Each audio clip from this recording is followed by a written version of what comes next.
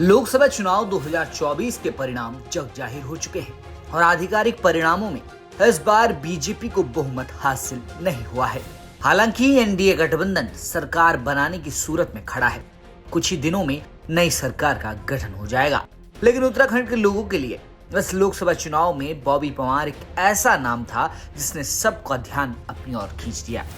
चुनावी बिगुल बजते ही बॉबी पंवार लोकसभा के रण में कूद गए, जिसके बाद उनके लिए युवाओं का समर्थन भी उमड़ पड़ा।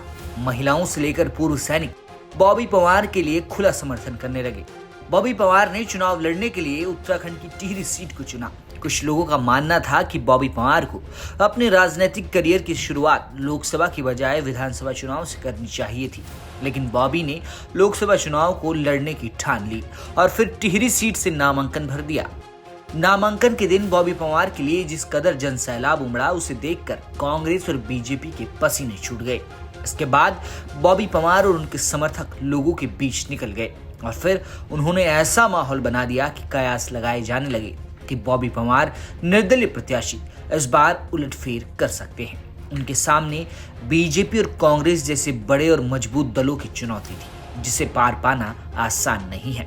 19 अप्रैल को उत्तराखंड की 5 सीटों पर मतदान हुआ और मतदान के बाद भी बॉबी के समर्थक उलटफेर की उम्मीदें बांधे हुए थे, लेकिन 4 जून को परिणाम बॉबी पंवार के पक्ष में नहीं आया। लेकिन बॉबी पंवार हार कर जीत गए, क्योंकि बॉबी पंवार ने उत्तरकाशी जिले में सबसे ज्यादा वोट ले गए।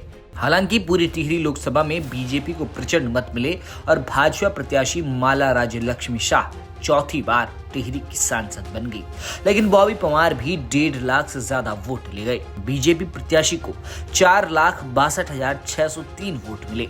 दूसरे नंबर पर कांग्रेस प्रत्याशी जोत सिंह गुनसोला रहे, जिन्हें 1,90,110 वोट मिले। वहीं तीसरे पायदान पर बॉबी पंवार रहे, जिन्हें 1,68,081 वोट मिले। यानी बॉबी पंवार 1.5 लाख लोगों का विश्वास जीतने में कामयाब रहे।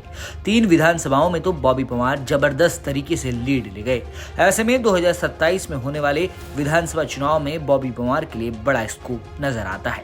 अब देखना होगा कि आगामी चुनाव में बॉबी पंवार किस रोल में नजर आएंगे और यहाँ से अपने राजनीतिक सफर को वो किस ओर ले जाते हैं। ब्यूरो रिपोर्ट, उत्तराखंड तक।